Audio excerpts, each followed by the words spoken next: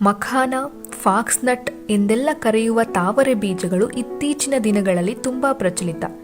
ಹಾಗಾದ್ರೆ ಈ ತಾವರೆ ಬೀಜಗಳನ್ನ ಯಾಕಾಗಿ ಸೇವಿಸ್ತಾರೆ, ಇದರ ಉಪಯೋಗಗಳೇನು ಎನ್ನುವುದನ್ನ ತಿಳಿಯುವುದಕ್ಕಿಂತ ಮೊದಲು ಇದನ್ನ ಹೇಗೆ ಉತ್ಪಾದಿಸಲಾಗತ್ತೆ ಅನ್ನೋದನ್ನ ನೋಡೋಣ. ಮೊದಲು ತಾವರೆಯ ಬೀಜಗಳನ್ನ ಶೇಖರಿಸಿ ಚೆನ್ನಾಗಿ ತೊಳೆದು ಒಣಗಿಸಲಾಗತ್ತೆ. ಒಣಗಿದ ಮೇಲೆ ಕಬ್ಬಿಣದ ಬಾಣಲೆಯಲ್ಲಿ ಹುರಿಯಲಾಗುತ್ತೆ. ಹುರಿಯುವುದು ನಿರ್ದಿಷ್ಟವಾದ ತಾಪಮಾನಕ್ಕೆ ತಲುಪಿದಾಗ ಪಾಪ್ಕಾರ್ನ್ನಂತೆ ಒಡೆದು ಹಿಗ್ಗಿ ಮೃದುವಾದ ಮಧುರವಾದ ಮಖಾನ ತಿನ್ನಲು ಸಿದ್ಧವಾಗುತ್ತೆ. ಇದನ್ನ ತಿನ್ನೋದ್ರಿಂದ ಏನೆಲ್ಲ ಪ್ರಯೋಜನಗಳಿದೆ ಅನ್ನೋದನ್ನ ನಾವು ನೋಡೋಣ. ಅಮೋಘವಾದ ಆರೋಗ್ಯವರ್ಧಕ ಗುಣಗಳಿರುವ ಮಖಾನದಲ್ಲಿ ಅಧಿಕವಾದಂತಹ ಪ್ರೋಟೀನ್ ಮತ್ತು ಪೊಟ್ಯಾಷಿಯಂ, ಮೆಗ್ನೀಷಿಯಂನಂತಹ ರಾಸಾಯನಿಕ ಘಟಕಗಳು ಕಂಡುಬರುತ್ತೆ. ಉಪವಾಸ ಬಿಟ್ಟ ನಂತರ ಮೊದಲಿಗೆ ಮಖಾನ ತಿಂದಲ್ಲಿ ಯಾವುದೇ ಸುಸ್ತು ನಿತ್ರಾಣ ನಮಗೆ ಆಗೋದಿಲ್ಲ. ರಕ್ತದ ಒತ್ತಡ ಜಾಸ್ತಿ ಇದ್ದಲ್ಲಿ ದಿನನಿತ್ಯ ಈ ಬೀಜಗಳನ್ನ ತಿಂದರೆ ರಕ್ತದ ಒತ್ತಡ ಕಡಿಮೆಯಾಗುತ್ತೆ. ಇನ್ನು ಹೃದಯಕ್ಕೆ ಸಂಬಂಧಪಟ್ಟಂತ ಕಾಯಿಲೆಯಿಂದ ಬಳಲುತ್ತಿರುವವರು ದಿನನಿತ್ಯ ಮಖಾನವನ್ನ ಸೇವಿಸಬಹುದು. ರಕ್ತದಲ್ಲಿ ಕಂಡುಬರುವ ಕೊಲೆಸ್ಟ್ರಾಲ್ ಅಂಶವನ್ನ ನಿಯಂತ್ರಣದಲ್ಲಿರಿಸಲು ಮಖಾನ ಸಹಾಯ ಮಾಡುತ್ತೆ.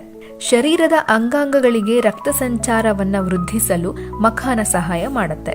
ಇನ್ನು ಮೂಳೆಗಳನ್ನ ಗಟ್ಟಿಯಾಗಿಸಬೇಕು ಅಂತಂದ್ರೆ ಈ ಬೀಜಗಳನ್ನ ತಿನ್ನೋದ್ರಿಂದ ಬಹಳಷ್ಟು ಸಹಾಯವಾಗತ್ತೆ.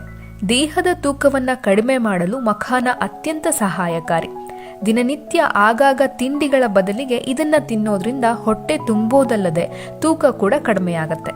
ಸಕ್ಕರೆ ಕಾಯಿಲೆಯಿಂದ ಬಳಲುವವರು ಮಖಾನ ತಿಂದಲ್ಲಿ ರಕ್ತದಲ್ಲಿನ ಸಕ್ಕರೆಯ ಅಂಶ ಸುಲಭವಾಗಿ ನಿಯಂತ್ರಣಕ್ಕೆ ಬರುತ್ತೆ. ನಮ್ಮ ಜೀರ್ಣಶಕ್ತಿಯನ್ನ ವೃದ್ಧಿಸುವಲ್ಲಿ ಮಖಾನ ಸಹಾಯ ಮಾಡುತ್ತೆ. ದಿನನಿತ್ಯ ಬೆಳಗಿನ ಜಾವ ಹಸಿ ಹೊಟ್ಟೆಗೆ 1 ಮುಷ್ಟಿ ಮಖಾನವನ್ನ ತಿಂದಲ್ಲಿ ತ್ವಚೆಯ ಕಾಂತಿ ವೃದ್ಧಿಸಿ ಯುವಕ ಯುವತಿಯರಂತೆ ಕಾಣಿಸ್ತೀರಿ. ಏಕಾಗ್ರತೆಯನ್ನ ಹೆಚ್ಚಿಸಬೇಕು ಅಂತ ಅಂದ್ರೆ ಮಖಾನ ಅತ್ಯಂತ ಸಹಾಯಕಾರಿ. ಮಖಾನ ಮಕ್ಕಳಿಂದ ಹಿಡಿದು ವೃದ್ಧರವರೆಗೆ ಯಾರು ಬೇಕಾದರೂ ಸೇವಿಸಬಹುದು. ಒಂದು ವೇಳೆ ನಿಮಗೆ ಬೆಳಗಿನ ಜಾವ ಒಣಹಣ್ಣುಗಳು ಅಂದ್ರೆ ಡ್ರೈ ಫ್ರೂಟ್ಸ್ ತಿನ್ನುವಂತಹ ಅಭ್ಯಾಸ ಇದ್ದಲ್ಲಿ ಮಖಾನವನ್ನ ಕೂಡ ಅದರಲ್ಲಿ ಸೇರಿಸಬಹುದು.